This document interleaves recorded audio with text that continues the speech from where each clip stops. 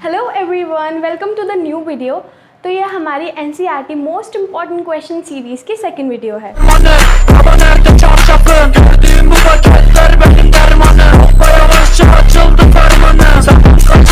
तो यहाँ पे हम कर रहे हैं एपी और यहाँ पे हम बहुत सारे एपी की सेकंड एक्सरसाइज के मोस्ट इम्पॉर्टेंट क्वेश्चंस करने वाले हैं। ठीक, तो हमारे पास फर्स्ट क्वेश्चन गिवन है, which term of an AP 21, 18, 15 is -81, is there any term 0, give reason. तो हमें एक एपी गिवन है, वो एपी क्या है? ये एपी गिवन है, इसमें हमें बताना है कि इसमें एक -81 एक टर्म आएगी और हमें बताना है कि कौन से नंबर पे आएगी टर्म। जैसे कि फर्स्ट नंबर पे है, सेकंड नंबर पे है, थर्ड नंबर पे है, तो ये कौन से नंबर पे आएगी -81 टर्म। ठीक, उसके बाद हमें बताना है क्या इस एपी में कोई ऐसी टर्म आ सकती है जो कि 0 हो। क्या इस एपी में, पूरी एपी में 0 आ सकता है, और उसके बाद उसका रीज़न लिखना है। ठीक है, तो स्टार्ट करते हैं। आई होप आपने इसकी इंट्रोडक्टरी वीडियो देख ली है, क्योंकि उसी में इसके बेसिक्स हैं। अगर आपने नहीं देखी है तो प्लीज़ गो वॉच इट। और अभी करते हैं क्वेश्चन। हमारे पास एपी गिवन है 21, 18 और 15। चलो, तो हमारा ए क्या हुआ? फर्स्ट टर्म, ये हो गया हमारा ए। ठीक है, अब हमारा डिफरेंस का फॉर्मूला क्या होता है? डिफरेंस का फॉर्मूला होता है A2 - A1। ठीक, क्योंकि हम यहाँ श्योर हैं कि ये एपी है, तो हमें बार बार अप्लाई करने की ज़रूरत नहीं है अलग अलग टर्म्स। तो A2 ये है, A1 ये है, 18 - 21 वी गेट -3। तो हमारा डिफरेंस कितना आ गया? -3। और A आ गया हमारे पास 21। अब हमें क्या देखना है कि -81 कौन से नंबर पे आएगी, मतलब हमें क्या निकालनी है? नंबर ऑफ टर्म्स, है ना। हम यहाँ निकालेंगे नंबर ऑफ टर्म्स। हमारे पास फॉर्मूला होता है an = a + n-1 × d। ठीक, ये हमारा फॉर्मूला है। अब लास्ट टर्म कितनी है हमारे पास? -81, यही तो हमें निकालनी है। फर्स्ट टर्म क्या है? 21 + n हमें निकालनी है, और डिफरेंस कितना है? -3। अब आप इसे आराम से सॉल्व कर सकते हैं। इधर प्लस में, इस साइड आके माइनस, n-1 -3। यह हमारे पास आ गया 102 माइनस में। यहाँ -3 किस में है? मल्टीप्लाई में। इस साइड आके डिवाइड, n-1 माइनस से माइनस कट गया, 3 3 × 9, 3 4 × 12। हमारे पास आ गया 34 = n-1। अभी हमारी किसकी वैल्यू आई है? n-1। हमें n-1 थोड़े ना चाहिए, हमें चाहिए n की वैल्यू। तो चलो n को अकेला करते हैं, 1 को इधर ले जाते हैं, इधर माइनस में दूसरा जाके प्लस, हमारे पास आ गया 35। तो n की वैल्यू कितनी आई? 35। मतलब ये जो -81 आएगा ये 35th टर्म होगी। ठीक, तो हमारा इसका आंसर आया है 35th, n = 35।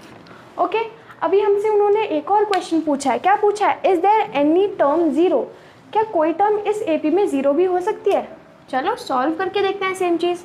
अब इसमें हमें क्या लेना है? an हमें लेना है 0, क्योंकि हमें चेक करना है क्या इसमें 0 टर्म हो सकती है।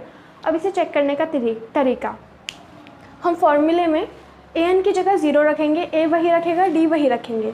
अगर हमारे पास नंबर ऑफ टर्म्स n आता है होल नंबर, मतलब 2 3 9 7, ऐसे कोई बड़ा मतलब नॉर्मल नंबर, डेसिमल या फ्रैक्शन में नहीं आता, तो हमारी सही है। लेकिन अगर हमारा जो नंबर आ रहा है वो डेसिमल में आ रहा है तो गलत है। ठीक, चलो देखते हैं एक बार। हमें क्या रखना है? an रखना है 0, an = a + n-1 × d। चलो 0 रखा, a की वैल्यू क्या है हमारे पास? 21 + n-1, d था हमारे पास -3। अब यहाँ 21 प्लस में दूसरा जाके -21 = n-1। अब ये जो 3 है ये माइनस में है और ये किस में है? मल्टीप्लाई। -3 मल्टीप्लाई में है, इस साइड आके डिवाइड हो जाएगा, माइनस से माइनस, 3 7 × 21। अब यहाँ हमारे पास आया है n-1 = 7। हमें n-1 थोड़े ना चाहिए, हमें चाहिए n की वैल्यू। तो यहाँ प्लस में इस साइड ओके, सॉरी इस साइड माइनस है, n-1 है, 1 माइनस में है, दूसरा जाके 1 प्लस में, तो 7 + 1 8। अब देखो 8 एक पूरा नंबर है, मतलब ये सही है ना। अगर 8 डेसिमल में होता तो ये गलत होता, मतलब 0 इसकी टर्म नहीं होती। लेकिन क्योंकि 8 एक होल नंबर है तो यस दिस इज़ ट्रू। ठीक, तो हम यहाँ बोलेंगे yes 8th term of the AP is 0। ठीक, eight term of the AP is 0। यहाँ पे हमने रीज़न भी दे दिया और आंसर भी निकाल दिया, अच्छा है ना। तो ये था हमारा क्वेश्चन नंबर 1। अब करते हैं क्वेश्चन नंबर 2। ये वाला क्वेश्चन आपको होमवर्क से करना है, ठीक है। जो मैंने क्वेश्चन कराया है जस्ट सेम है, ठीक है। हमारे पास है question, check whether -150 is a term of this AP, is there any term 0। ये आपको खुद से करना है, ठीक है। तो हमें बताना है कि क्या -50 इस AP का पार्ट हो सकता है। कैसे चेक करोगे, इस फॉर्मूले में an की जगह बस -150 रखना है, ठीक है। आप यहाँ से a निकाल सकते हो, d निकाल सकते हो। अगर n आपके पास होल नंबर आ रही है, पूरा नंबर आ रहा है, डेसिमल में नहीं आ रहा है, तो आपका आंसर सही है, वरना ये एक टर्म नहीं होगी AP की, ठीक। और उसके बाद 0 के लिए भी आपको सेम चीज़ करनी है जैसे हमने सेम क्वेश्चन में करी थी लास्ट क्वेश्चन में, ठीक। तो इसका आंसर आपको मुझे कमेंट्स में बताना है। वैसे मैं इसकी जो वैल्यू आएगी n की वैल्यू आपको मुझे कमेंट्स में बतानी है, और इसका जो मेन आंसर है वो मैं आपको बता रही हूँ। इससे अगर आपका आंसर गलत आए ना तो घबराना मत, क्योंकि इसका आंसर गलत है। इसमें आंसर नो आएगा, ठीक है, इसमें आंसर नो आएगा। -150 इसकी वैल्यू नहीं है, ठीक। तो पैनिक नहीं करना, आपका आंसर सही आएगा, ठीक है। बहुत इजी क्वेश्चन है। अब करते हैं नेक्स्ट क्वेश्चन। हमारे पास है ये सेकंड क्वेश्चन, इससे पहले वाला आपका होमवर्क है।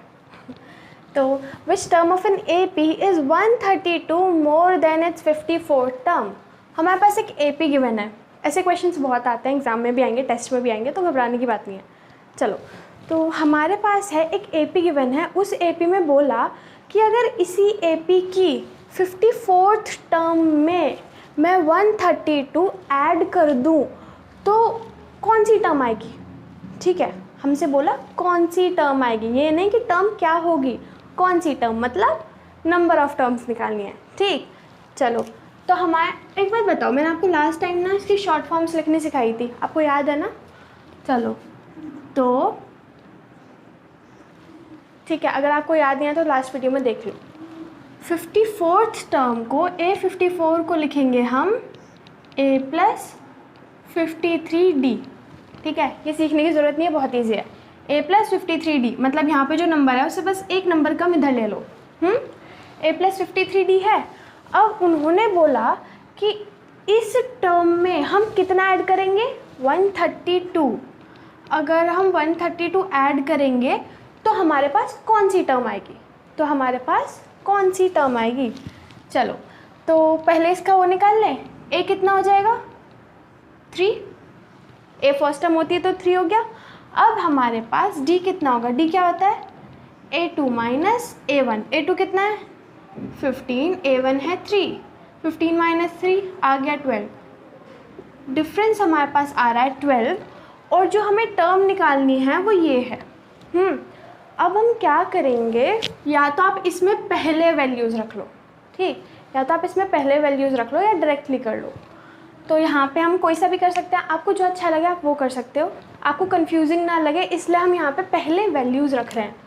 अगर आपको ये डायरेक्टली करना है ना, तो जो इसकी वैल्यू आएगी वो ना रख के आप सीधा ये फॉर्मूले में रख सकते हो। अभी मैं बताऊँगी आपको, मतलब an की जगह आप सीधा ये वाली चीज़ रख सकते हो। a है हमारे पास 3 + 53, b है हमारे पास 12 + 132, 636 + 132 + 3।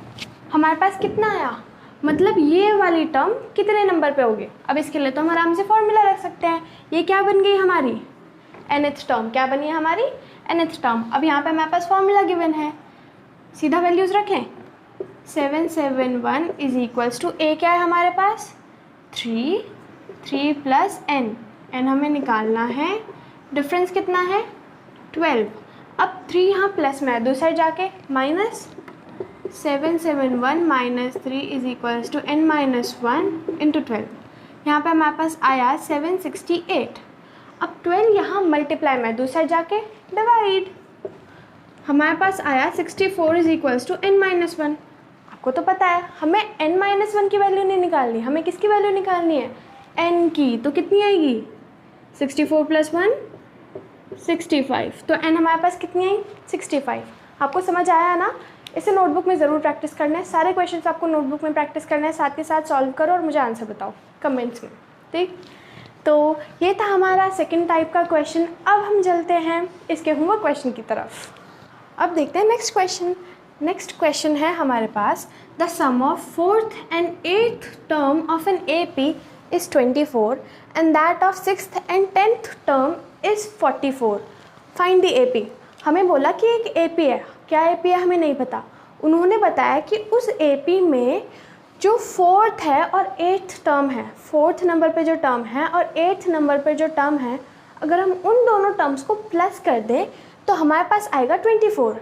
ऐसे ही अगर हम उसी AP के 6th टर्म को और 10th टर्म को प्लस कर दें तो हमारे पास आएगा 44. अब उन्होंने हमें बोला कि बताओ वो AP क्या है. ठीक, तो ये बहुत ज़्यादा इजी क्वेश्चन है. चलो, हमारे पास क्या गिवन है, हमारे पास 4th टर्म गिवन है, सॉरी हमारे पास बोला है कि 4th और 8th टर्म को प्लस करके आ रहा है 24. यही बोला है ना. ठीक है, तो A4 को क्या लिख सकते हैं, ऐसे ही हमें बोला है कि 6th टर्म और 10th टर्म को प्लस करके आ रहा है 44. चलो, तो वैल्यूज़ रखते हैं. A4 को क्या बोल सकते हैं, आपको पता है A प्लस 3D. ऐसे ही A8 को क्या बोल सकते हैं, A प्लस 7D, है ना. अब ऐसे ही A6 को क्या बोल सकते हैं, A प्लस 5D. A10 को A प्लस 9D. उन्होंने बोला उनका सम प्लस करें. ठीक है, A plus A 2A, 3 plus 7 10 और D. उन्होंने बोला कि इन्हें प्लस करके इनका सम कितना है 24. तो रख देंगे इक्वल्स टू 24. उसके बाद उन्होंने बोला 6 और 10 को प्लस करके कितना आ रहा है 44. ठीक है, तो 2A plus 14D is equals to 44. लिख दिया हमने. बहुत बढ़िया. अब हमें निकालनी है AP. यहाँ तक तो क्वेश्चन में गिवन था, सब कुछ हमने वैसे ही करा है, लेकिन अभी हमें अपने दिमाग चलाना पड़ेगा. हमारे पास आई, ये बन गई पहली इक्वेशन, ये बन गई दूसरी इक्वेशन. अब आप इसे किस तरह से सॉल्व करना चाहेंगे, आपने मेथड्स तो पढ़े होंगे पक्का इक्वेशन सॉल्व करने के, है ना. तो उसी के हिसाब से करते हैं एलिमिनेशन मेथड से. ठीक, तो 2A plus 10D is equals to 24. 2A plus 14D is equals to 44. अब देखो 2A हम इन्हें माइनस कर रहे हैं इन शॉर्ट. ठीक, अगर आपको एलिमिनेशन मेथड नहीं पसंद, चलो एलिमिनेशन मेथड भी यूज़ नहीं करते. अगर आप कंफ्यूज हो जाओ तो हम यहाँ करते हैं सब्ट्रैक्टिंग 1 फ्रॉम 2. हमने इस वाली इक्वेशन को देखो 2 तो सेम है, लेकिन 14 बड़ा है ना, 44 बड़ा है, तो इसलिए हम 2 में से 1 को माइनस कर रहे हैं. आप 1 में से 2 को भी कर सकते हो. ठीक है, तो हम 1 में से 2 से 1 को माइनस कर रहे हैं. ठीक, हमारे पास क्या आया 2 प्लस 14D. इसमें से ये वाला पार्ट माइनस करेंगे, माइनस 2 प्लस 10D. ठीक, इस साइड क्या है 44 में से माइनस करेंगे 24. 44 माइनस 24 आ गया हमारे पास 20. अब देखो ये माइनस है और बाहर है, ये ब्रैकेट के बाहर है, ब्रैकेट के अंदर जाके ये सबके साइन चेंज करेगा. 2A plus 14D minus 2A और माइनस 10D. अब देखो प्लस 2A माइनस 2A, ये तो यहीं कैंसिल हो जाएंगे, मतलब माइनस हो जाएंगे, है ना. अब 14 में से 10 गए, कितने बचे 4D, है ना. 4D is equals to 20. अब एक बात बताओ, आपके पास ऑलरेडी आ चुका है यहाँ तक 4D इज इक्वल्स टू 20.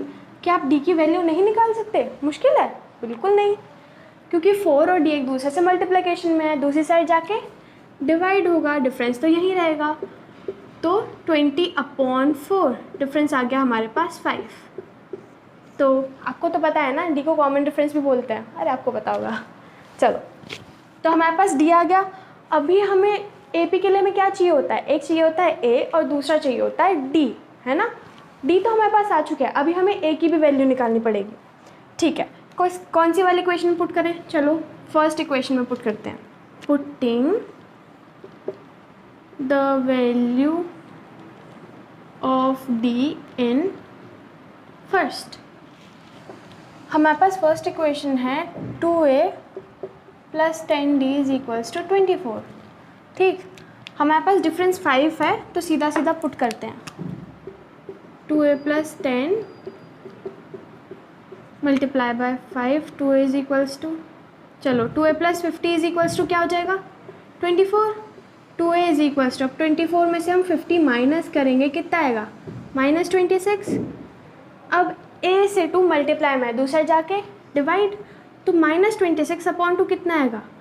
-13। हमारे पास a आ चुका है, हमारे पास d आ चुका है, क्या आप AP नहीं निकाल सकते? बिल्कुल निकाल सकते हैं। AP क्या होती है हमारे पास? तो हमारे पास AP होती है a प्लस d और a प्लस 2d फिर a प्लस 3d, जहाँ तक भी आप निकालना चाहो, है ना। फर्स्ट टर्म को हम a बोलते हैं, सेकेंड टर्म को बोलते हैं a प्लस डी, फिर a plus 2d, a plus 3d, ऐसे करके आप निकाल सकते हो। तो a है हमारा -13, लिख दिया। फिर a प्लस डी हमारे पास कितना आएगा? -13 प्लस 5, हमारे पास आएगा -8, लिख दिया, है ना। उसके बाद a प्लस 2d, a है हमारे पास -13 प्लस 2 × 5, -13 प्लस 10 कितना आएगा? -3। चलो देखो, हमें ना जब AP निकालने के लिए बोलते हैं मैक्सिमम हम 3 to 4 टर्म्स निकाल दे काफ़ी है, वरना आपको अगर क्वेश्चन में मेंशन है कि आप इतने टर्म्स निकालो तो आपको एक्यूरेट उतने ही टर्म्स निकालना है। अगर आपको AP निकालने के लिए बोला है तो आप 3 to 4 टर्म्स निकाल दो, काफ़ी है, उसमें आपको मार्क्स मिल जाएंगे, फालतू में टाइम वेस्ट नहीं करना। ठीक, तो हमारी AP आ चुकी है -13, -8, -3। आपको इसे निकाल के दिखाना है, मेरे पास स्पेस नहीं था इसलिए मैंने नहीं निकाल के दिखाया एज सच, मतलब प्रॉपर वे में। ठीक, आपको इसका स्क्रीनशॉट लेना है तो ले लो, इसके बाद आपको होमवर्क क्वेश्चन मिलने वाला है। आपके पास क्वेश्चन है कि अगर किसी AP की थर्ड टर्म तो 4 है, मतलब तीसरे नंबर पे जो टर्म आ रही है वो 4 है, मतलब a प्लस 2d 4 है। अगर उसकी नाइन्थ टर्म -8 है, नाइन्थ टर्म मतलब a प्लस 8d आपके पास -8 है, उसकी कौन सी टर्म 0 होगी ये आपको ऑलरेडी पता है। आप जैसे ही इसकी फर्स्ट इक्वेशन मतलब a plus 2d is equals to 4 और a plus 8d is equals to -8, किसी में से भी किसी को भी माइनस कर दो, माइनस करोगे तो d की वैल्यू आएगी, फिर आप उसमें a की वैल्यू निकाल सकते हो। d और a की वैल्यू आते के साथ ही आप सीधा क्या करोगे, an is equals to a plus n-1 into D. इस फॉर्मूले में आप वैल्यू पुट करोगे और an की जगह क्या रखोगे? हर क्वेश्चन की तरह an की जगह रखोगे 0, यहाँ पे a की वैल्यू, यहाँ d की वैल्यू, और इसके थ्रू आपको n की वैल्यू निकालनी पड़ेगी। ठीक, तो ये बहुत इजी क्वेश्चन है, आप ऐसे कर चुके हो, पहले भी प्रैक्टिस करी है हमने। तो अब करेंगे हम नेक्स्ट क्वेश्चन। हमारे पास क्वेश्चन है कि ये ना आप अपने फ्रेंड से पूछ सकते हो क्योंकि बहुत ही कैजुअल और जनरल क्वेश्चन है, बहुत ही ज़्यादा इजी। तो हाउ मैनी मल्टीपल्स ऑफ 4, मतलब 4 के मल्टीपल्स जो भी 4 के टेबल से डिवाइड हो सकते हैं, लाई बिटवीन 10 and 250। चलो ये पूछने वाला क्वेश्चन है, बहुत ईजी। चलो एक बात बताओ, क्या 10 4 के टेबल में आता है? नहीं आता। वैसे ही 250 भी 4 के टेबल में नहीं आता। तो हमें क्या करना पड़ेगा, इनके बीच में वो नंबर्स ढूंढने पड़ेंगे, स्पेशली फर्स्ट नंबर और लास्ट नंबर जो कि 4 के टेबल से डिवाइड हो सकते हैं। अब एक बात बताओ, 10, इसका एक ईजी तरीका, ये बहुत ही छोटे नंबर से आप बहुत ईजीली ढूंढ सकते हो, लेकिन हो सकता है एग्जाम में कोई बहुत बड़ा नंबर दे दिया जाए, ज़रूरी नहीं यहाँ 4 हो सकता है 19 हो, यहाँ पे कोई बड़े बड़े नंबर्स हो, है ना। तो उसके लिए तरीका, सपोज़ यहाँ पे 4 है, 4 से आप दोनों नंबर्स को डिवाइड करो, 4 से 10 को भी और 4 से 250 को भी। अब देखो 4 2 ज़ा 8, रिमाइंडर बच गया 2, फिर से इसे करो, 4 6 ज़ा 24, 10, 4 2 ज़ा 8, यहाँ पर भी रिमाइंडर बच गया 2। अब ये देखो उन्होंने बोला बिटवीन, मतलब 10 से बड़ा होना चाहिए और 250 से छोटा होना चाहिए।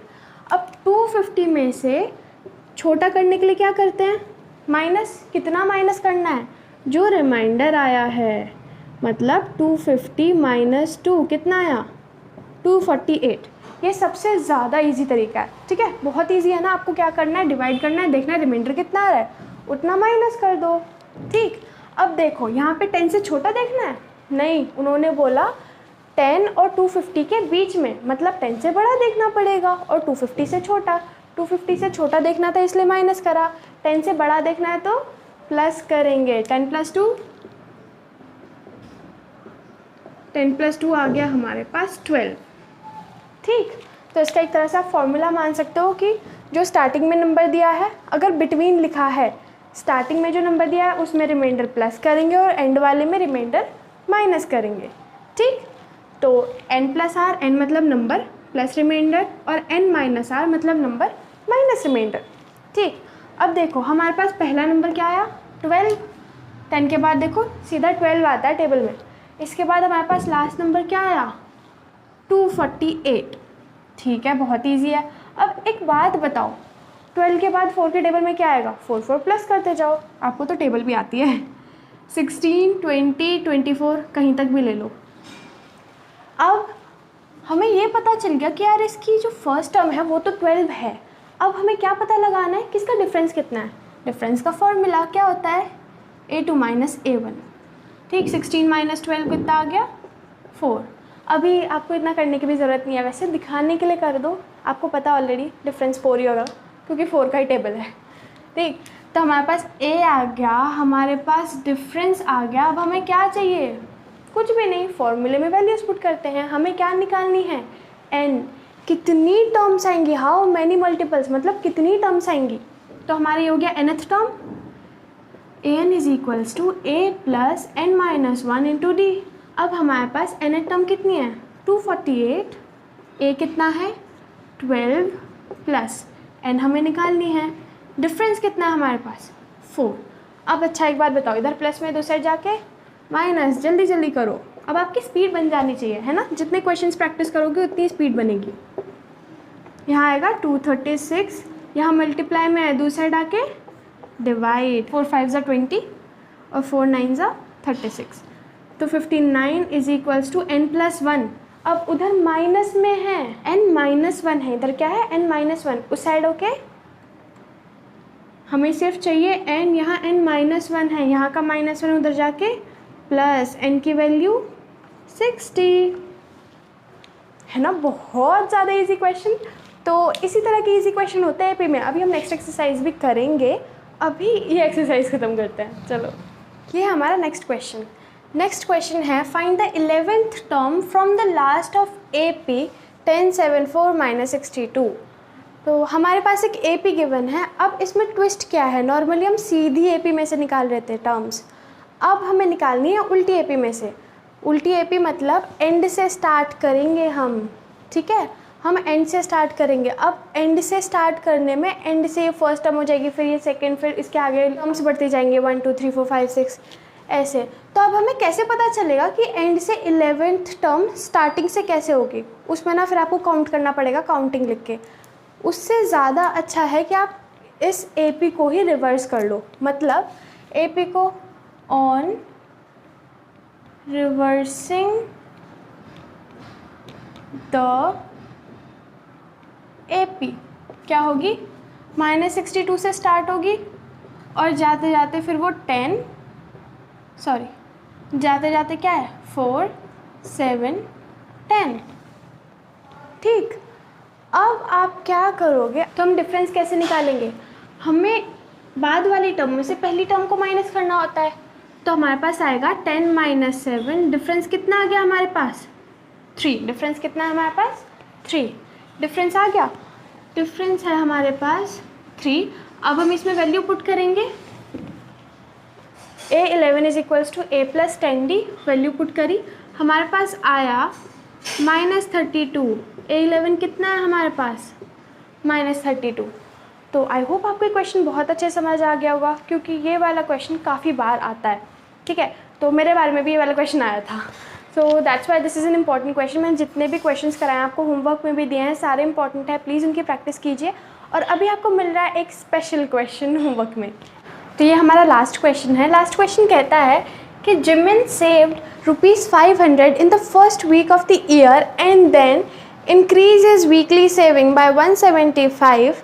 If in nth week his saving become 2075, find the number of weeks he saved the money for.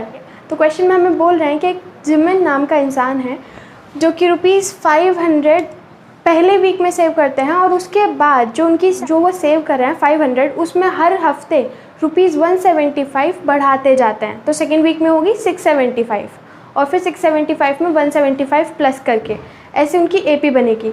अब उन्होंने बोला कि जो लास्ट टर्म है, मतलब जो फाइनली उन्होंने पूरी सेविंग करी है, वो है 2075। ठीक, अब वो बोल रहे हैं कि उनकी जो फाइनल सेविंग्स है वो है 20,750, तो अब आप मुझे बताओ कि उसे कितने हफ्ते लगे हैं वो सारी मनी सेव करने में। मतलब आपको क्या निकालनी है, आपको निकालनी है नंबर ऑफ़ टर्म्स, और ये जो गिवन है ये आपको nth टर्म गिवन है, मतलब लास्ट टर्म, और ये जो गिवन है वो है आपका कॉमन डिफरेंस, और ये है आपकी a मतलब फर्स्ट टर्म। तो आप इजीली इसे निकाल सकते हो। आपको सिर्फ नंबर ऑफ़ टर्म्स निकालनी है। से प्रॉब्लम्स को आपको सिर्फ समझने की कोशिश करनी है कि वो कह क्या रहा है रियल में। ठीक, डिफरेंस कौन सा होगा, nth टर्म कौन सी होगी, a कौन सा होगा, ये क्लियर है, आपको क्वेश्चन क्लियर है तो आप इजीली कर लोगे।